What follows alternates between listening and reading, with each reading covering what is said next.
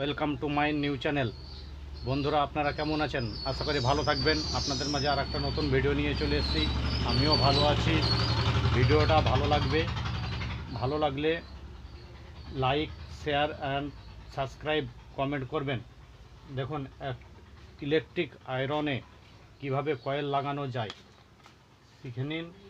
আপনারা ঘরে বসে লাগাতে পারবেন। ভিডিওটা হয়তো একটু বড় হবে।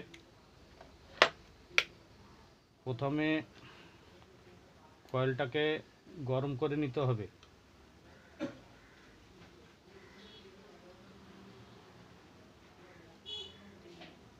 গরম করে নেওয়ার পর আয়রনটা ফিট করতে হবে কয়েলটা।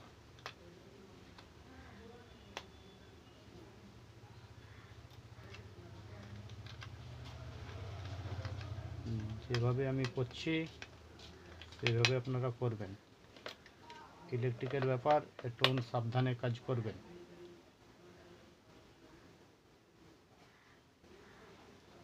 কেন শক খাওয়ার ভয় থাকবে। শক খাওয়াটা উচিত নয়। দেখুন, হিট হয়েছে। আমি কাপড় নিয়ে নেব।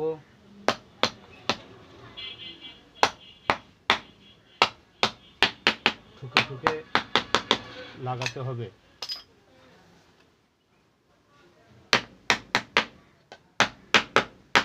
আমাদের কাছে কোম্পানির মতন মেশিন নাই যে আমরা মেশিনের দ্বারা ফিট করব। আমাদেরকে এইভাবেই ঠুকে লাগাতে হয়। হাতুড়ি দিয়ে আস্তে আস্তে ঠুকে ঠুকে প্রেস করে ভিতরে ভরতে হয়। বন্ধুরা, ফিট হয়েছে। আর একবার কয়েলটাকে টেস্ট করে নেব। ঠুকতে লেগে অনেকবার শর্ট হয়ে যায়। শর্ট হয়ে গেলে কয়েলটা বার্ন হয়ে যাবে, তখন আর আয়রন হিট হবে না। কোনো শর্ট নাই। আমি এবার ধীরে ধীরে এটাকে ফিট করব। স্ক্রুগুলোকে ঢেলে নিয়েছি।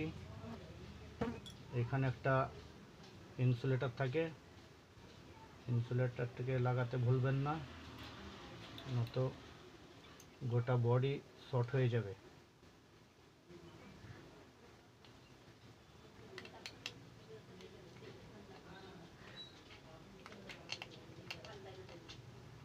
আমি স্ক্রুগুলোকে লাগিয়ে নেব বডির সঙ্গে।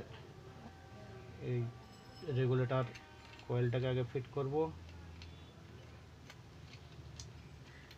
ফিট করার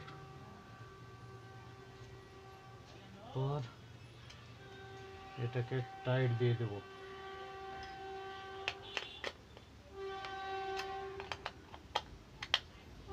টাইট দিয়ে দিলাম। হয়ে গেল ফিট। আস্তে আস্তে ফিট হবে।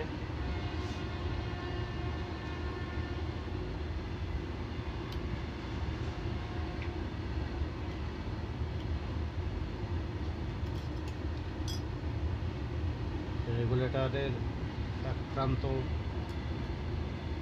কয়েলের সাথে ফিট করব এবং এই ইন্ডিকেটরটা কয়েলের এক প্রান্তে লাগিয়ে দেব। স্ক্রুর সঙ্গে স্ক্রুটা টাইট দেব। টাইট দেওয়া হয়ে গেছে। এবার এই প্রান্তটা লাগিয়ে নেব। আমি